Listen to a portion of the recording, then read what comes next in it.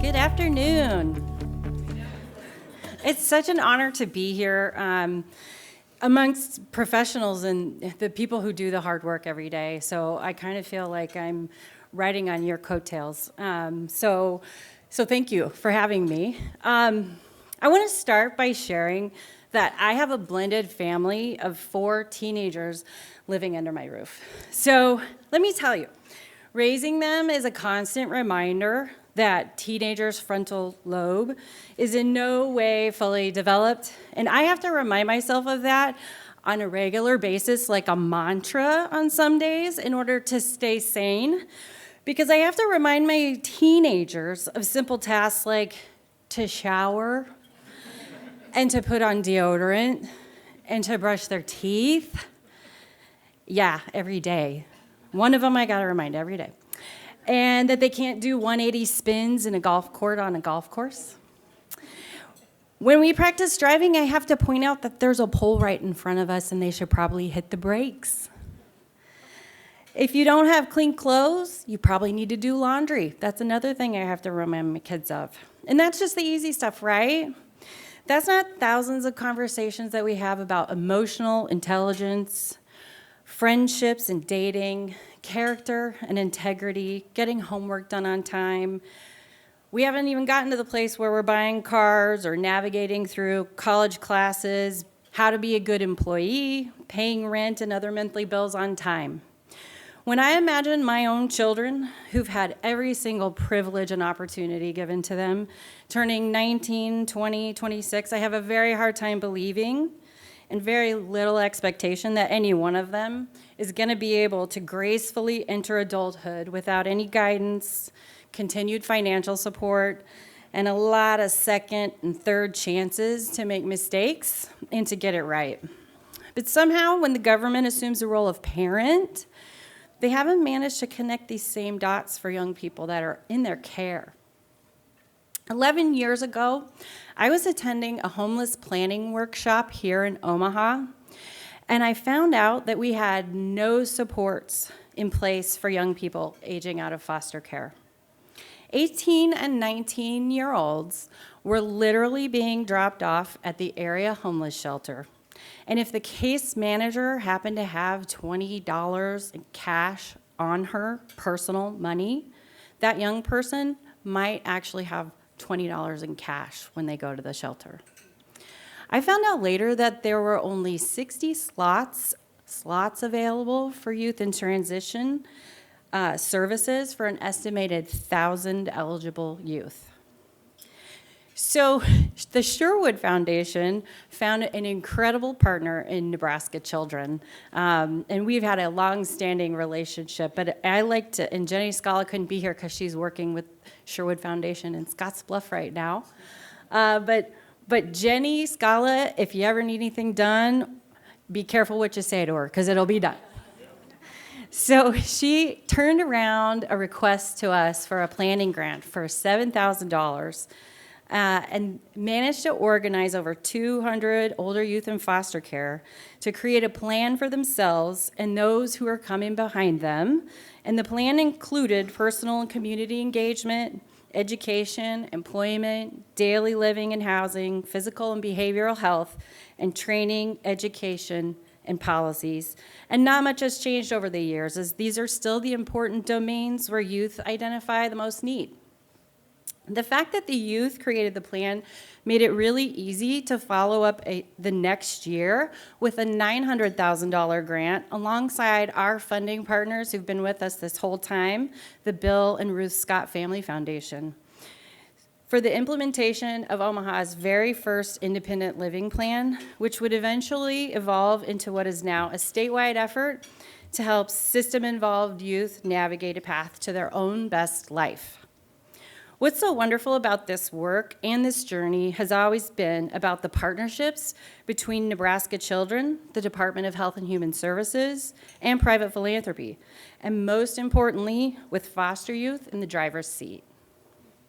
You see, you can't establish a sense of self-determination if everyone around you is always telling you what you should do, but not asking you what you want.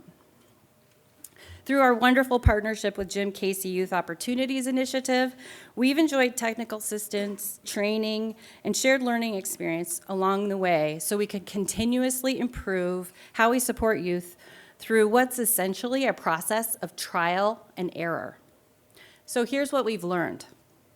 Every young person is different and has a different experience and path, and they deserve to be treated as such.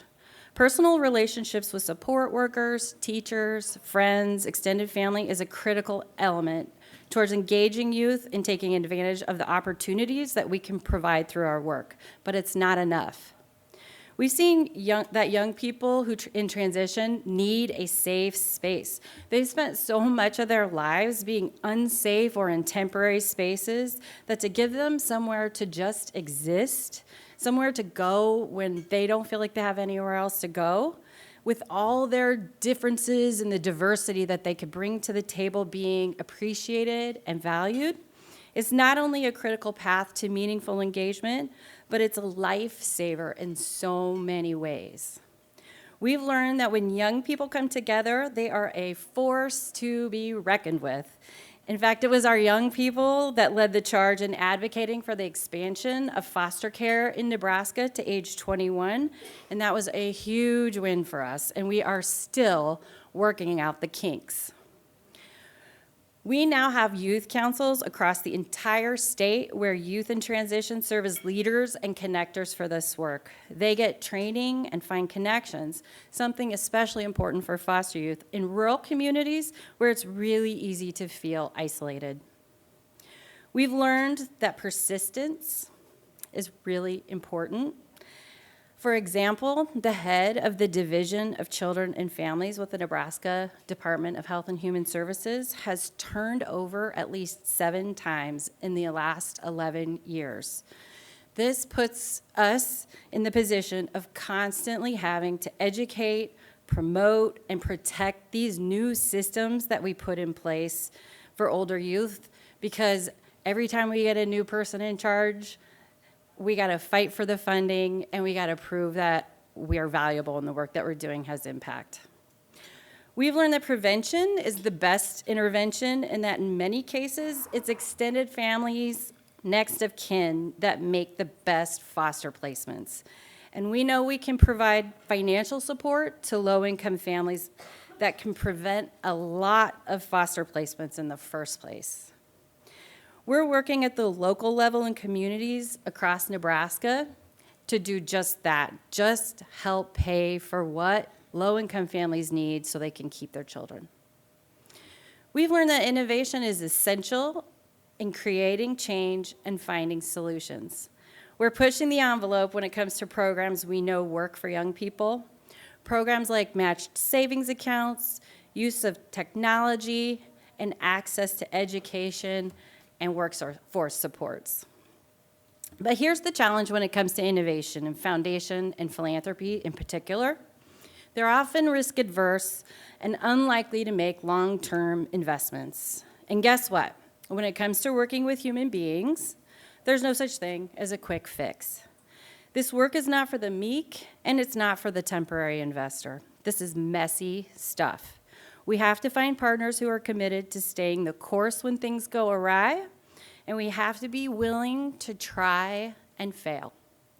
I think Thomas Edison said it best when he said, "I have not failed, I just found 10,000 ways that won't work." The good news is that there's a national network of foundations that focus on this population. Youth and Transition Funders Network has representatives from all across the country. This group is committed foundations and philanthropists work together to educate other funders. We go to Washington, D.C. and talk to policymakers, and we work with each other to share our experiences and our successes and our failures as investors. As we continue to grow and develop programming that can be replicated, this group is a key component to creating a significant shift in the way the entire country works with young people in foster care, as well as the juvenile justice system. We have to have patience. Young people must have the opportunity to mess up, make mistakes, and then get back up and try again. When my kids make a major blunder, and trust me, we've already seen some doozies, their food and their shelter and their educational opportunities are not in any way at risk. Young people ages 14 to 26 are enjoying a tumultuous time in their lives. It's a time when they're supposed to be experimenting and engaging in healthy risk-taking, and we must continue to structure systems that are responsive to this reality for youth and not punishing them for being who they are. So we've been doing this work now for 11 years at the Sherwood Foundation, and we're not going anywhere. We're here to stay. We're committed to this work. We have more partners than ever, and the area's foundations have really stepped up. We like to think that our early investments have helped pave the way for more conservative foundations to invest because we took that risk early on. And we're going to continue to be flexible in how we fund this important work so that whatever is best for youth is where the money goes, not where I think it should go. So I really want to hear from you. I would love to take this opportunity to hear questions you might have about the work. I stayed very general because I know there are far more qualified experts to talk specifically about work. So I'd love to just open the floor. Thank you for your time, and I'd love to hear questions you might have.